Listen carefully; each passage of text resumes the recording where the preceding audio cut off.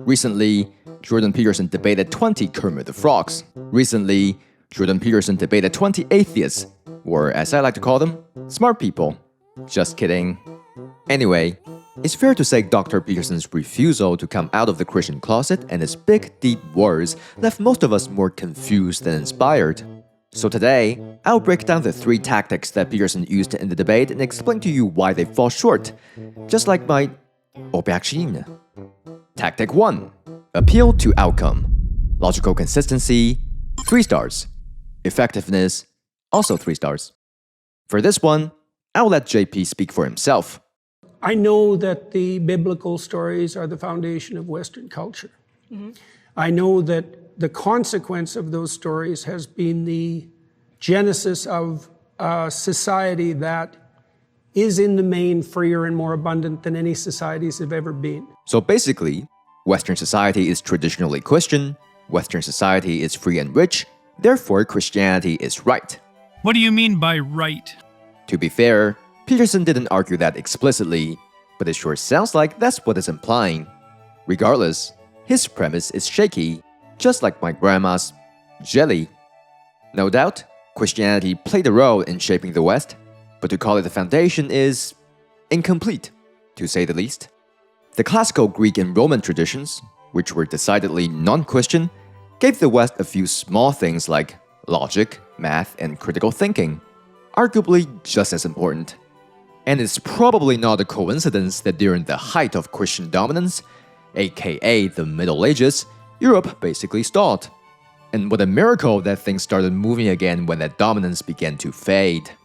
After all, the Renaissance and Enlightenment, 2 movements that actually shaped the West we know today, were characterized by humanism. Not God, not Jesus, but man, and women. But knowing Jordan Peterson, he'd probably respond with something like, Ha! Thank you for proving my point. If you take a conscientious and honest look at this and that in the Bible, you'll be inundated by the preponderance of irrefutable evidence that the humanist message is deeply and inextricably embedded in the message of God. and then retreat into his classic semantic fog while refusing to elaborate any further. I'm not retreating at all. I'm advancing, sir. You are retreating. But even if we assume Christianity did create all the wonderful things that the West enjoys today, like gay marriage or Grand Theft Auto, it still doesn't prove God is real. A belief is true because it accurately describes how the world is, not because it produces nice results.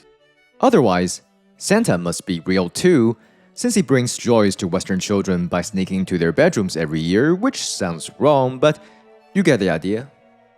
Tactic 2. Assuming the conclusion.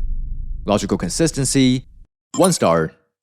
Effectiveness, 4 stars. Let me give you an example. Hello, child. How can I help you? Pastor, I just don't think God is real because, I don't see the evidence. What do you mean by see? Wait, who's that? I don't know. Anyway, child, the evidence is everywhere. The entire world is God's creation. I mean, just look around. That's interesting. But is there more direct evidence so I can believe in God right away after I see it? Child, that's why we need faith. Yes, the evidence of God is everywhere, but it takes faith to really see it. So, how do I get faith? Well, you can invest in Jesus coin. In fact, I can sell you some right now. Yup, Jesus coin is a real thing. Anyway, a truly rational person would require almost irrefutable evidence to be convinced that God really exists. That's how science works. But what our pastor did here is assume from the start that God exists, and then build the argument around that. It's genius, really, because you can never lose. What's the evidence of God?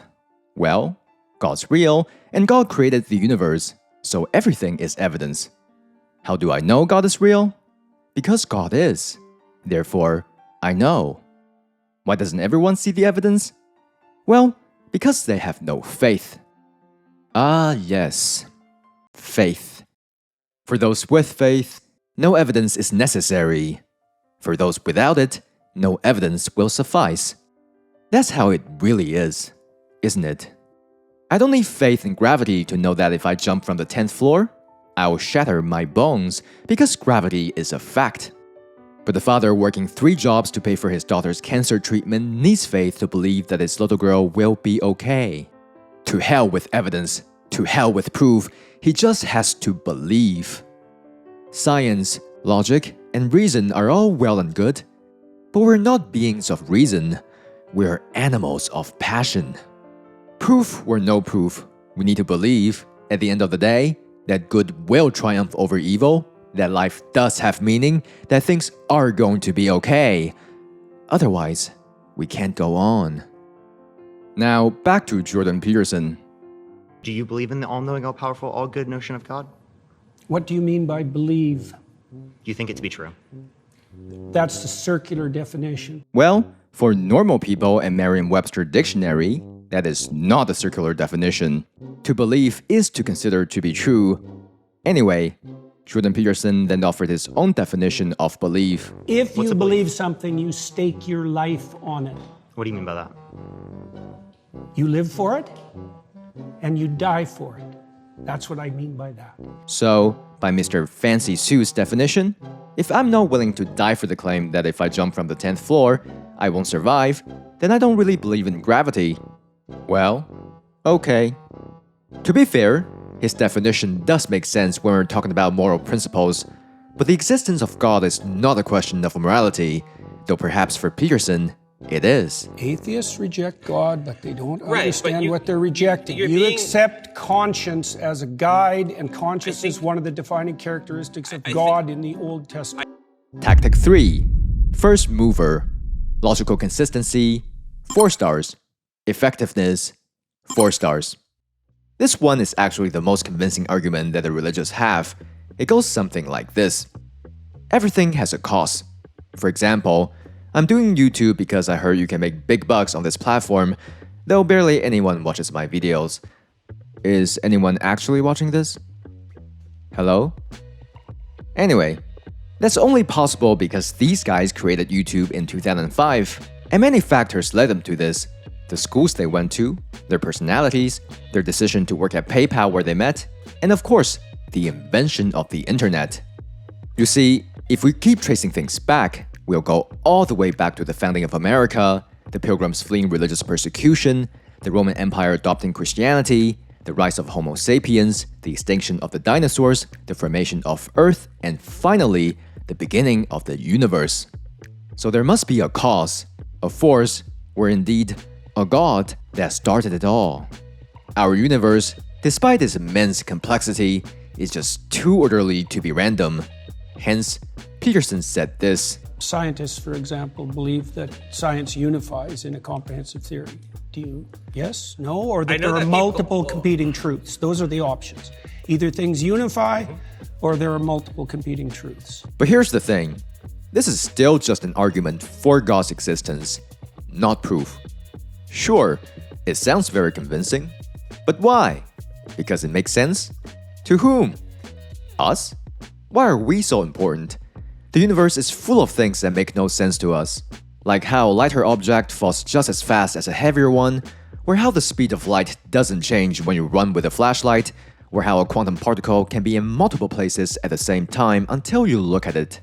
Why can't things just be random? Why does there have to be one first cause and not, say, 29? So does this mean God doesn't exist? Nope. And sorry. Because until God reveals itself, where we figure out how the universe actually began, the existence of God remains fundamentally unknowable. I certainly don't believe Earth is only 6,000 years old and that some old man in the sky made everything in 6 days and then took a nap on the 7th. But is it possible that the super advanced alien civilization came to Earth millions of years ago, tweaked the genes of some monkeys, changed their course of evolution, and later told a group of them they were the chosen people and used artificial gravity to help them split the sea? Maybe. It sounds ridiculous, but it's not impossible. So, does God exist? Maybe. Does God not exist? Maybe. Are things gonna be alright? Maybe.